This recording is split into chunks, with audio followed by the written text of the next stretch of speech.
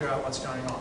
And I actually started cycling the human terrain guys through this Civil Affairs NCO's program and saying, you guys need to learn from this guy how to do business. So congratulations on, whatever it is, 60 years or so of amazing contribution to US national security. There is nothing in the world like the Civil Affairs Corps of the United States. Nobody else has this capability. You guys should be very proud of what you have contributed. The world we have inherited is different from the world that a lot of us grew up in. But some of the same themes are still there. A lot of the principles still apply. And the traditions of getting out, talking to people, identifying what makes a critical difference and what really doesn't matter, and working to tiger team around those issues, the sort of stuff that you're going to read in that book, Belfredano, that's exactly the sort of stuff we need to be doing now, out on the ground. So thanks for your time. Do you guys want to take questions, or are we going to just keep them? Got questions? All right. Let's 30 minutes. Okay. If we take 30 minutes, Then we're going to do something. I'll be very unhappy about that. All right. Does anyone have any questions or comments or observations? Yeah, Mike. And most of the discussion is about Iraq and Afghanistan, unfortunately, regular warfare. We're looking now at the rest of the world. So how do you see us operating as a U.S. government team and all these areas? Yeah, I would break it into two categories. So the question is, we talked a lot about Iraq and Afghanistan. That's not all there is. A lot of other environments, how do we operate out there? And you guys have been talking about this all day, so I don't want to kind of continue too much, but I would break it down into two things. Theatre security cooperation type environments and security force assistance environments. And then, they're slightly different. In both of them, you're looking for a model of intervention that's fairly restrained, right? You are not in there occupying the country doing radical restructuring. What you're looking for is strategic game changers that are going to change what these guys are doing. I personally think that we need to be spending a lot more effort on governance reform and anti-corruption. I know that kind of sounds unsexy, but we do a lot of work. I've done a lot of work training cops around the world.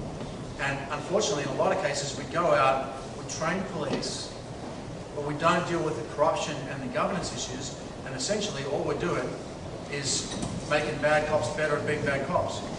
So when we leave, they can shoot better, and they're still just as bad. So we're actually making things worse in a lot of cases.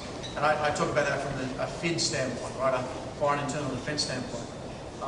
But the civil affairs guy can come with a whole different construct.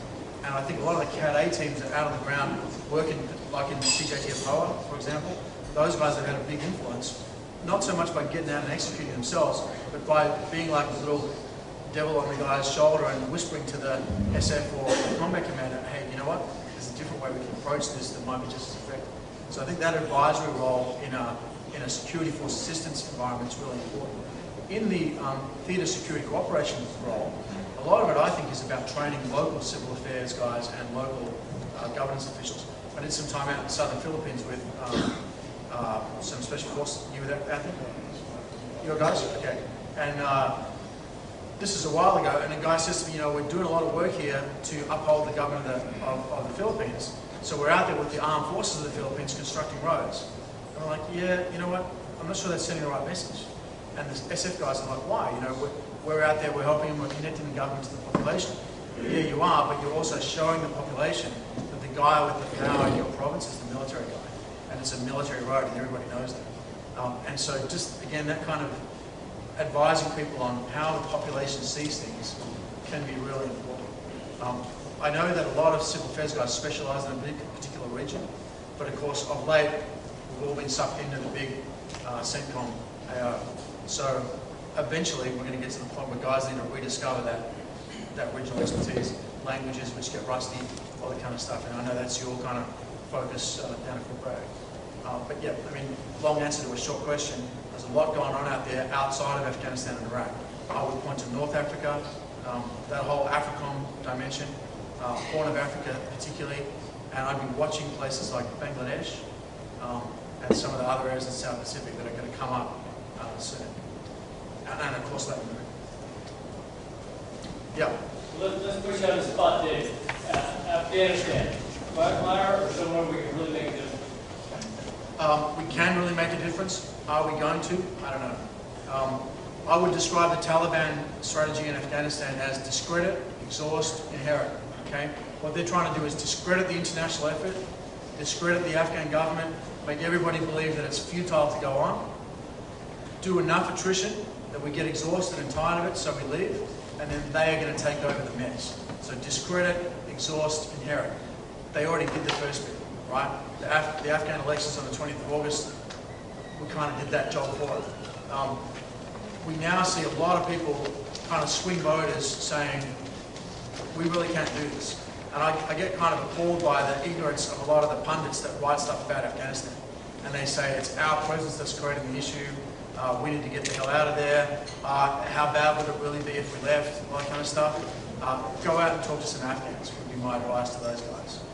I've been out on the ground since, I work in Afghanistan since 2002. Been out on the ground there pretty frequently since 2005. I've talked to hundreds of Afghans about what happened in 2001. None of them have ever described what happened in 2001 as an invasion. Okay? They always say, we kicked out the Taliban, you guys helped us. And I think we actually misinterpreted the source of our success in 2001. We thought it was all about persistent ISR, dominant situational awareness, precision weapons, and a few SF guys on horseback. Okay? That's not what happened. On the day that Kandahar fell, 7th December 2001, last major Taliban stronghold, we had 110 CIA officers and 300 and something SF guys in southern Afghanistan. That's all. But we had 50,000 Afghans fighting for us against the Taliban. We had a genuine partnership at the grassroots level with the Afghan people. We don't have that anymore. We lost it. The way we're going to turn things around in Afghanistan will be if and only if we can recapture that partnership. I don't see how you're going to do that without the ability to maintain a permanent presence. All of us who served in Iraq know the same deal, right? If guys like you during the daytime, but you're not there at nighttime the enemy comes back, puts a gun to their head, and they say, who's your daddy, right? And they end up swinging back to the side of the enemy. That's what we've been doing in Afghanistan for a long time. So I'm not one of these guys who says, you know, originally it's a certain number of people that we have to put in. What we've got to do is we've got to figure out how to recapture leverage and rebuild that partnership in Afghanistan. It doesn't have to be the whole country at once, but we do need to have enough troops to provide a 24/7 presence where key population centers where people sleep. And I reckon you could do it for 40, you could probably do it for 25,000. I mean, in the crudest possible sense, 10,000 troops buys you a major city, right? How many major cities are we looking at? Well, you can count them up. 40,000 extra troops, we're not looking at much more than the central belt of northern Helmand and Kandahar City. That's minimalist. And guys are like, well, it's a maximalist position that General McChrystal's articulated. The president sent him out to buy a car and he came back with the price and people have sticker shock, okay? That's not his problem, okay? That's the problem with the guys that sent him out there. I'm not political, but I'm just saying we need to start thinking about where this thing is going. I personally think we should be staying the course. We have 6.8 million Afghan school kids in school now. 44% of them are women. What's going to happen to those people when the Taliban come back? We need to be thinking about that before we decide to pull out. Yeah. Sir, what is your assessment on the value of racial reconstruction? PRTs, yes, a very hot topic for civil affairs guys.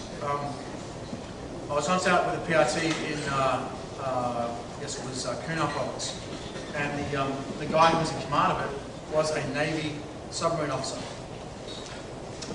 who was going to go back to command a submarine.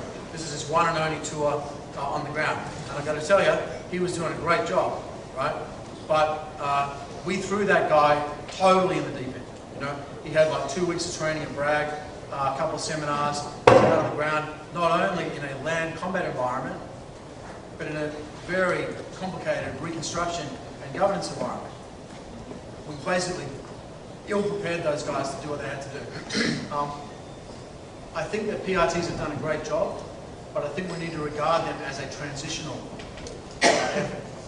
And we have not tended to do that in a lot of cases. Another guy said to me, my PRT has become the economic engine of progress in this province.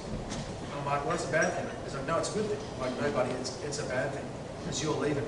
And what you've just done is you've alienated the whole population from their local leadership and their own local economy, and create a dependency. And now